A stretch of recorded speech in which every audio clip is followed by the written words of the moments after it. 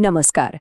જુઓ, દરેક સંબંધમાં નાના મોટા ઝઘડા તો થતા જ રહે છે. એ તો સામાન્ય વાત છે. પણ સવાલ એ છે કે શું બધા જ ઝઘડા એકસરખા હોય છે?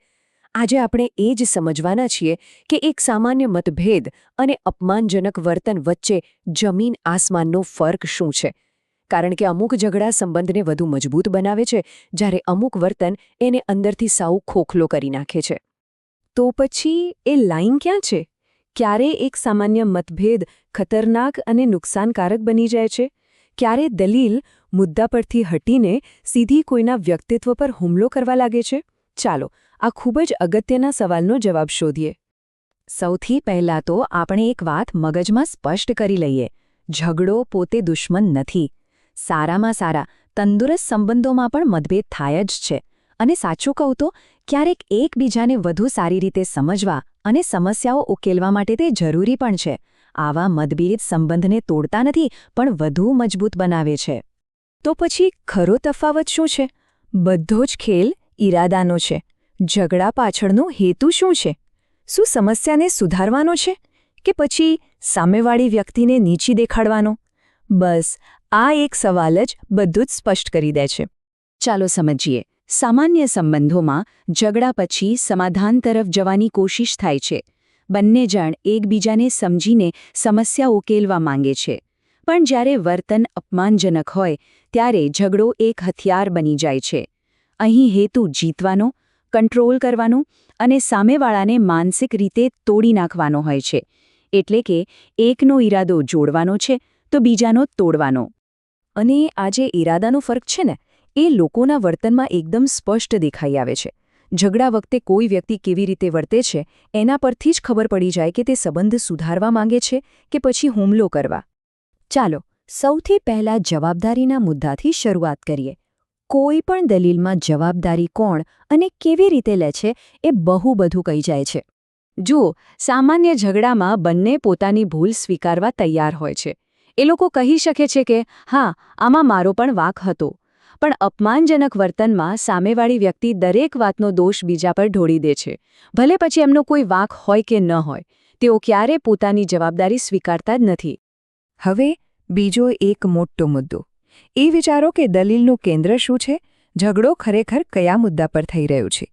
આનાથી પણ ઘણો ફરક સ્પષ્ટ થઈ જાય છે. સામાન્ય ઝઘડામાં ચર્ચા હંમેશા જે તે મુદ્દા પર કેન્દ્રિત રહે છે.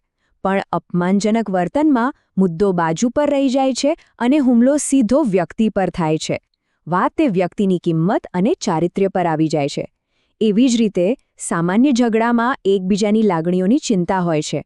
પણ અહીં સામેવાળી વ્યક્તિ એ વાતથી ચીડાઈ જાય છે કે કોઈને ખરાબ કેમ લાગ્યું અથવા એ સામે બોલ્યા કેમ. અને હવે સૌથી મહત્વનો મુદ્દો, સન્માનનો શું થાય છે?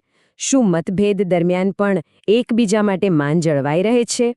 એક તંદુરસ્ત ઝઘડામાં ભલે ગમે તેટલો મોટો મતભેદ હોય, એકબીજા માટે માન જળવાઈ રહે છે. અસહેમતિ હોઈ શકે, પણ અપમાન નહીં. પરંતુ જ્યારે વર્તન અપમાનજનક હોય ત્યારે માન જેવી કોઈ વસ્તુ બચતી જ નથી.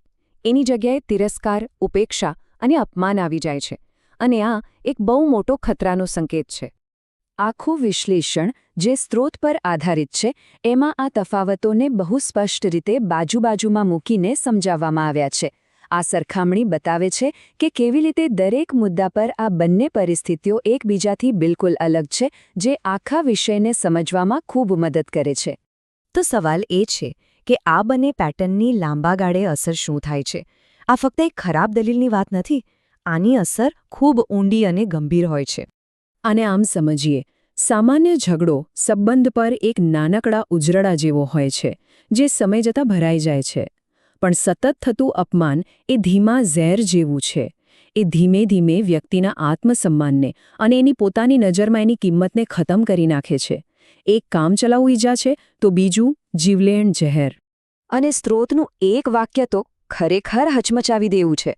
બીજી વ્યક્તિ ઈરાદાપૂર્વક તમને તોડી રહી છે. આ કોઈ અકસ્માત નથી. આ એક હેતુ સાથે કરવામાં આવતી ક્રિયા છે. તો આ બધી માહિતીના આધારે આ અપમાનજનક વર્તનની પેટર્નને ઓળખવી કઈ રીતે? ચાલો, એના મુખ્ય સંકેતો પર એક છેલ્લી નજર નાખી લઈએ. આવા વર્તનને ઓળખવાના મુખ્ય સંકેતો આ છે. પહેલું, ઝઘડાનો હેતુ જીતવાનો કે નિયંત્રણ કરવાનો હોય છે, ઉકેલ લાવવાનો નહીં. બીજું, દરેક ભૂલ માટે તમને જ જવાબદાર ઠેરવામાં આવે છે. ત્રીજું, ચર્ચા મુદ્દા પર નહીં પણ તમારા વ્યક્તિત્વ પર હુમલો કરવામાં આવે છે.